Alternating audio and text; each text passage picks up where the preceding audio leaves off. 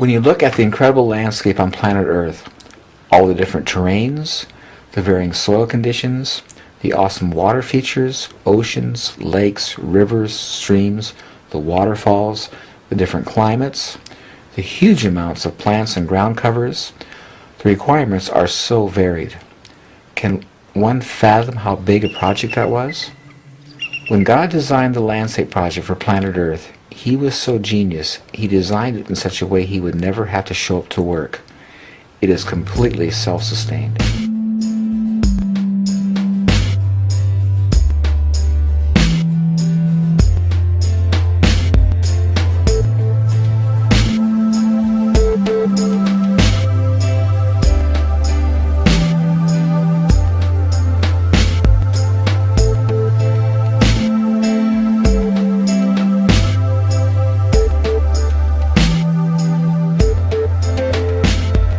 My name is Paul Galchi, and I was raised as a gardener. My parents grew all of our food in Los Angeles as I grew up, and I remember as a 5-year-old kid, my dad on Saturday morning waking us up and saying, well, we got to head off into the to the horse stables and get some horse manure today. So we went down to a rental yard and got a trailer and went to the horse stables and loaded up manure and came home and spread it out in the garden and spaded it in. And as kids, we wore shovels out, spading in heavy clay ground, mixing soil and having a garden. It was wonderful growing up because every time we were hungry, we could go outside and pick fresh vegetables and fruit all the time. And just down in California, there's nothing you couldn't grow, so it was just we had it all year long. So it was really great. And so as I started to grow up and I got married and I had some children and I decided Los Angeles was no longer a place fit for human habitation as far as I was concerned. It was getting really crowded and smoggy and just not safe. And so I thought I want to move to a place where I can continue to do this and grow fresh food for my family, have clean water, clean air. So we came up here to the Olympic Peninsula of Washington. We have a beautiful place. But we built a house and we faced a real challenge. We drilled a well, went 213 feet and got half a gallon a minute. And if you're doing the math and thinking about that, that's not enough water to do a garden. I'll never forget as long as I live. It was August 1979. It was a great year to build a house. It didn't rain all summer, but boy, in August, all this grass was totally dead. The road coming in was all dust. And I'm looking at that and saying, God, how am I going to grow fruits without water? And it was so incredible. I hear inside, it says, well, you're looking at the wrong thing. Turn around and look at your trees. And I pushed enough out when I built the house that I knew they had shallow roots. And I says, God, you really have my attention. If you can show me how you do these without irrigation, I can do an orchard. So I went out to the woods of the Fork and I started moving this material underneath the trees, and I was totally amazed. This beautiful, soft, black, damp, incredible compost. When I saw that, I says, well, I can do this. This makes sense. So I started planting the trees out there, and at that time I had straw and sheep manure. Now I'm using wood chips, and it's been amazing. This orchard's been here 31 years now. It's never been watered or fertilized once. It goes through droughts or whatever, and it's just every year it gets better. As I was doing this orchard, experiencing these incredible results, because I was a creature of habit, and because our nature is to do things as we were taught and not to inquire from God, I says, okay, God, thanks for the help, but I can handle some of my own. And so for I think probably 17 years, I was out here diligently rototilling, hauling in organic material. You can see a place over here, my major rock pile. This is my altar. This is where all the rocks that came out of my garden over here. And I'm just doing this stuff, and I'm feeling I'm on this treadmill, just running in place, going nowhere, feeling like I'm going to keep up with this. Every spring, the ground is totally muddy and wet. When I tilled it, it turned to weeds in 5 to 7 days, solid green with weeds. I planted things 3 feet apart so I can rototill with it, do the weeding with the tiller, and it was just labor intensive. And one day I got out my orchard. I don't know what motivated me. I got on my knees and I started moving these wood chips, and I'm down to my elbow in this beautiful black compost. And I got up and started screaming. I was so angry. I said, there's something wrong with this picture. I have been killing myself to get this in my garden. I don't have it. I didn't do anything here. And I hear inside, well, it works in your garden the same way. You didn't ask. I was so angry. I threw that tiller away and I started covering my garden with wood chips. I always say people, the greatest gift God ever gave me was that lousy well, because it opened me up to Him and to show me His incredible, work in creation. I've been a gardener for 55 years. I've done tilling, done all that stuff, and it's so amazing now. My only tool is a rake, and it's just so easy and so simple, and the production is so superior to what I ever had.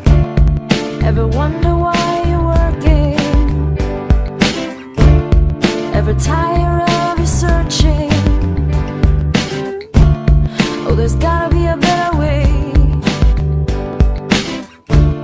So you lift your hands up and pray.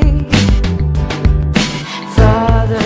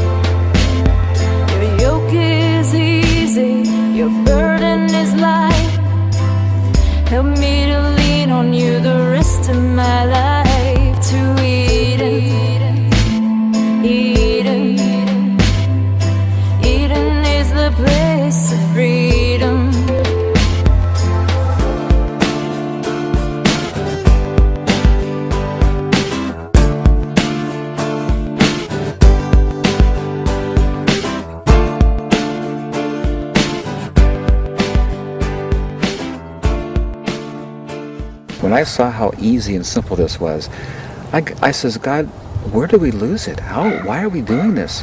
And it was so interesting. It took me right back to Genesis in the beginning. And if you look at in the beginning, when Adam and Eve were in the garden, they had this beautiful, relaxing day in the garden. And every afternoon and evening, God would come down and walk with them through the garden. And I'm sure as he walked through the garden, he would just share with them things that they saw in the garden that day about himself. Did you notice this?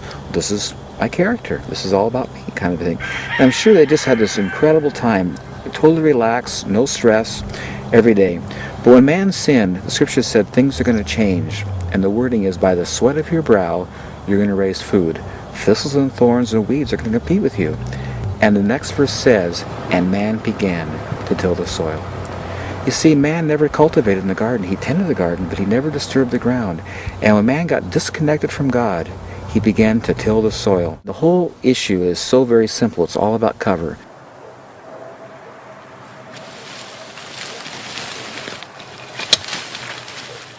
Nowhere in nature where man has not been do you ever see exposed dirt. That only happens when man comes and takes the cover. Everywhere in nature where man has not been, it's either covered with needles and leaves or grasses, but the ground is covered. And the reason is because the ground is a living organism. And as all living organisms, such as ourselves, we have skin to protect us. The animals have fur. Fish have scales. Birds have feathers. And the soil is a living organism. And God has designed it and made it so it's always covered with something. And when you take the cover off, it becomes vulnerable and it gets lost. And this is the thing that amazes me about us as intelligent human beings, how we don't see it, because we've been experiencing it for thousands of years in a negative way. We're all around us, all through creation. Everything's just growing beautifully with no work. And we work hard to fail. When we came to the Midwest here 200 years ago, there was 8 to 12 feet of beautiful topsoil. I mean, gorgeous stuff. And if you've ever flown across the Midwest, you look down at the ground, it's almost scary. It's just parched, cracked, hard, totally desolate. Almost looks like desert. There's 8 inches of topsoil today because it's all blown and washed away, and they're still cultivating. This is not working. We're losing topsoil. And topsoil in nature, it takes 100 years to build an inch of topsoil. I mean, it is criminal and incredibly devastating what we've done to the planet. The soil conservation people in the Midwest will tell you that it's okay to lose around 4 tons of soil per acre per year. I don't believe, I may be wrong, I don't believe that soil is forming at the rate of 4 tons per acre per year. When the soil erodes, the organic matter erodes and all the nutrients that were in the soil erode, and that's just gone. It's just a resource that isn't there anymore. I found that if I try to help nature at any level, I mess it up. My approach now is just to look what it does, and it says, talk to me. Show me what you're doing, because I want to copy it, because it does it the best. I have 2 properties that I'm doing this on. This one here, the ground is clay and rock. It would be impossible to farm. It would be considered, from the agricultural point of view, as marginal soil. The other place I have is 80% rock, totally gravel pit. You couldn't possibly till it. You couldn't possibly cultivate it. And in both of those places, I'm experiencing the most incredible, beautiful gardens. I love that scripture where it says, as we behold the Lord, we're being changed from glory to glory. And I find that anything that comes in contact with God gets changed, including clay and rock and rock. It's just so awesome to take people and take them back and show them my incredible ground. You can't even break with a pick and walk on this stuff. It's totally buoyant. Everything's just growing great, And I didn't do anything. I just put the cover down and God does it all. Whatever organic, natural thing you have at your disposal, it will work. And I've used everything from straw, grass clippings, leaves, animal manures, rocks. But having used them all, I come back to wood chips and I see where it's been for a while and what it's done. It is my favorite. It just is the nicest thing to use. First of all, when I speak of wood chips, I want to delineate between wood chips and other things that people put in the same category, such as bark or shavings or sawdust. Wood chips, when I say wood chips, I'm referring to branches that have been chipped. Branches of trees, which is about 90% needles and leaves, that have gone through a chipper or a tub grinder. You want to get it from the source, either a good tree service or someplace who has a good amount of it, and because the bag's just too small and too expensive. If you live in an area where you have local tree services, people that are trimming trees or taking them down, I would just get in the phone book and look for those kind of people, and that would be a great source. In most cases, to them, it's something they've got to get rid of, and so they're looking for places to get rid of it, so it shouldn't be a problem. Just this whole area gets filled. Just pack it in tight. As much as you can bring, man. I'll use it.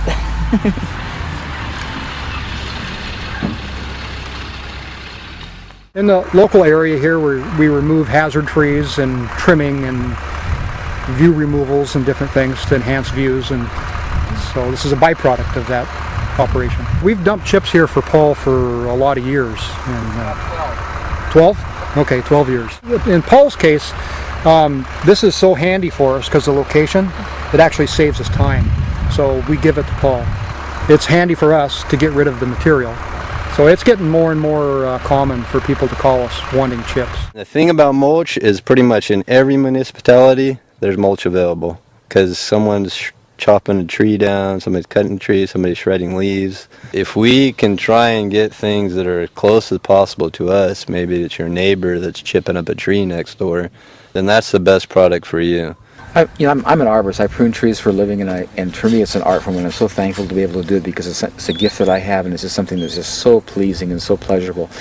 It's interesting that the Scripture talks about pruning. There in John 15, Jesus is saying that I am the vine and you are the branches, and my Father is the husbandman. He's the one who maintains and cares for it all.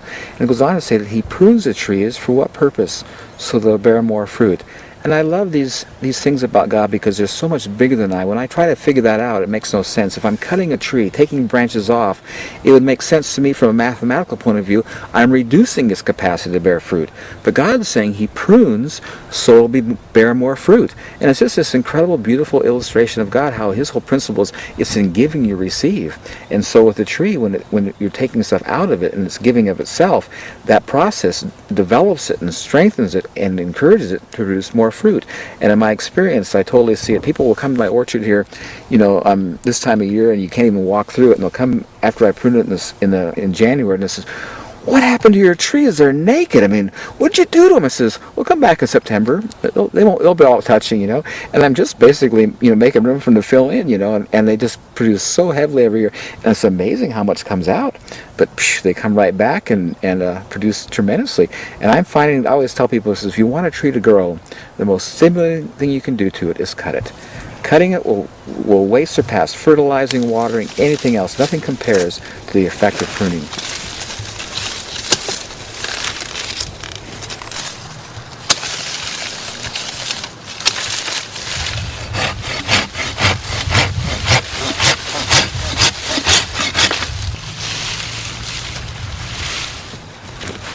Every time I prune, I've got all these nice, always good branches to chip up and put back, and every year it happens over again, and it's endless, and it's totally free, provided by God. And it's just, again, it's such a beautiful picture of His character. My name's Steve Johnson. I run what's called the Lazy J Tree Farm. Most of the farm is in Christmas trees, fruit orchards, vegetable operation, and then the compost facility here. I only do yard waste through my facility. Normal yard waste that comes in, as long as you got fairly good green coming in, with the yard waste, has the right carbon nitrogen ratio to compost properly. I ran a chipper for years, and you have to pick up the material and put it into the chipper, and after a while it's just too much labor and energy for what you're getting out of it. And so the tub grinder is really a good way to put the material through fast, and you never handle it by hand.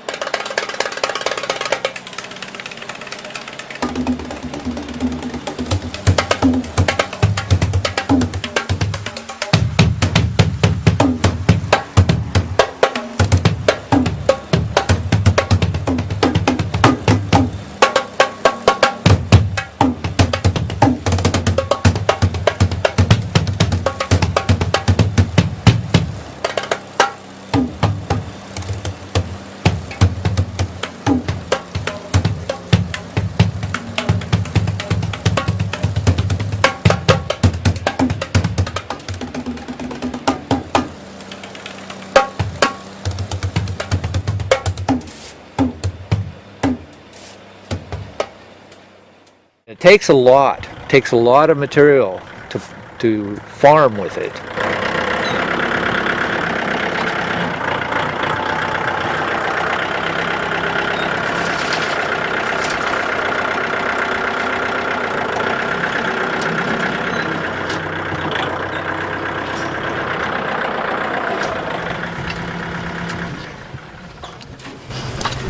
You know what's so interesting about this? Track with me. I came across this revelation the other day. These wood chips, when the wind blows, don't move. They stay there. And they're lighter than dirt. Exactly. You track with that. That's bigger than me. And I love it. It's nature. It's so awesome how the creator designed this. I mean, there's no tilling, there's no digging, there's no... This is it. This is the only tool I need. Man, it is awesome. My roses love it. Everything loves it.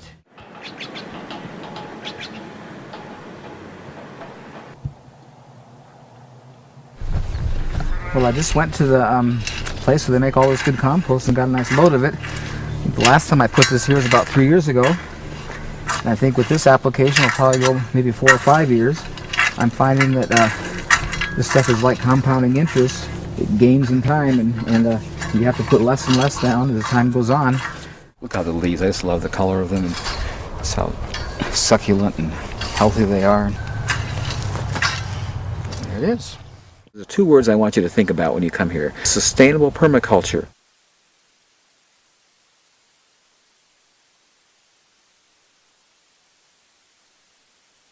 Everything you see here was created in nature for free, and it's renewable.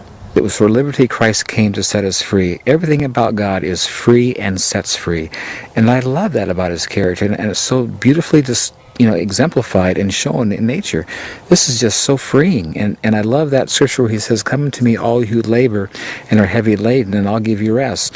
Now you have to ask the question, why do we labor? And why are we heavy laden? It's because of the fall. He says, "Take my yoke upon you." And what do we use the yoke for?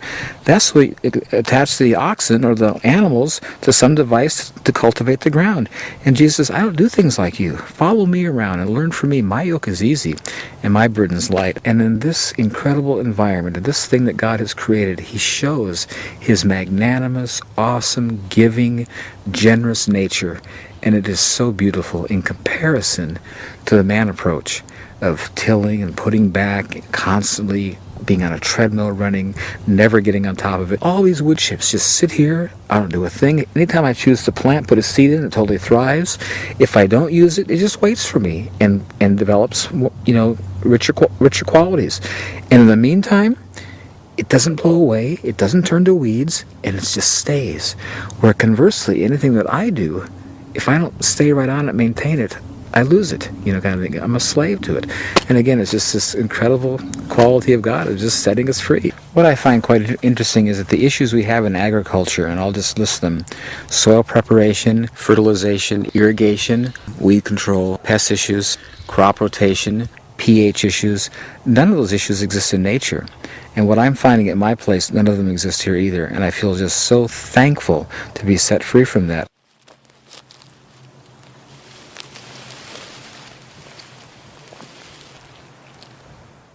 Soil preparation, when you put the wood chips down, they never compact. They're always soft. Every year I come out to my garden, all I need is my rake and just